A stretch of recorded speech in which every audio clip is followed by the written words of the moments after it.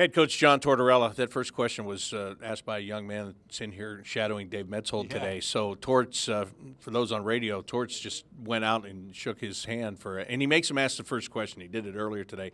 And if you go into the room and you're a newcomer, you better be ready with a question, right? Yeah, those kids, he says, right as soon as he walks in the room, he identifies the kids and says, "Who's this?" And they answer quietly. Then he says, "You got the first question." So talk about nerve-wracking. My kids don't want to go to the rink anymore. So you just made him sound like the giant in Jack and the Beanstalk. Yeah, well, who's this? Well, that's exactly what he. That is exactly what he said, and he's got a giant personality, but he's not a giant. No, by any definitely means. not. But the good thing is, the moment he walks in and he does that, you can tell how he feels about this game and how he feels about his team, and you know that he likes his team right now. He knows that they went through a great test, going out west and coming back here and winning this game tonight. Now he can give them the day off tomorrow. He can practice them for a couple of days, and then it's right back to the Eastern Conference, which will be really important, Detroit and New York Islanders. And you know what else I think he loves? He has challenged some of these players. Going back to last season, Wenberg, he's challenged him to shoot the puck. He contributes on a nightly basis, plays in some tough areas. Brandon Saad is a guy who's been challenged recently, threatened to be a healthy scratch, and then challenged to be more physical and work harder. Well, what does he do? You notice him almost every single shift. He can break the game wide open. So guys like that, Hartnell, he mentioned Hartnell. He's been challenged as a veteran player. He's done a great job in the defensive zone. That sometimes goes unnoticed. He's not taking a lot of dumb penalties, and that's something that really stuck out last year, like a lot of other things last year when you're losing so much. So all these veterans, we talk about the young guys a lot, and they're doing an excellent job. But credit the veterans in accepting the challenge, embracing roles such as Sam Gagner, he just mentioned that, fourth-line guy. He doesn't want to be a fourth-line guy. He gets power play minutes, and all those things are important to what's going on here.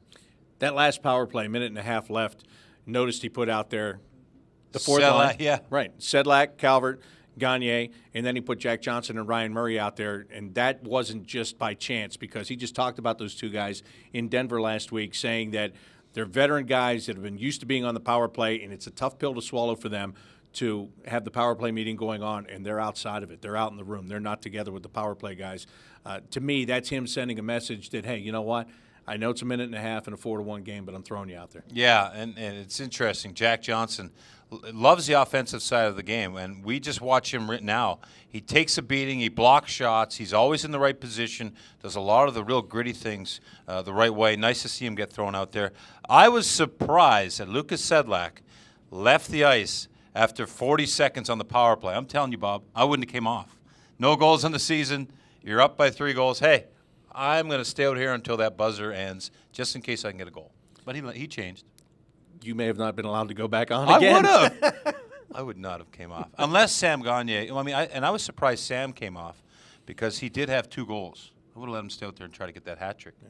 Well, 40 seconds left. These are good conversations to have, and that means that things are going well. Blue Jackets had 3 games against teams that they should beat on paper. They went in and they won all 3 of those games, and that's important. If you want to be a good team, these are the games you have to win, and they did it not once, not twice, but 3 times. Now it's 3 days off, and then going to Detroit to take on the Red Wings on Friday night. So finally, a small break in the schedule. Enjoy it. Yeah, you too, Bob. Take tomorrow off, and we'll see you maybe Wednesday. Maybe Wednesday when we get together for our radio show, The Inside Edge, at 7 o'clock on Wednesday on the flagship station of the Blue Jackets Radio Network, 97.1 The Fan. That'll do it for Jody Shelley and I. Ryan Mitchell finishes off the postgame show next on the El Dorado Scioto Downs Blue Jackets Radio Network.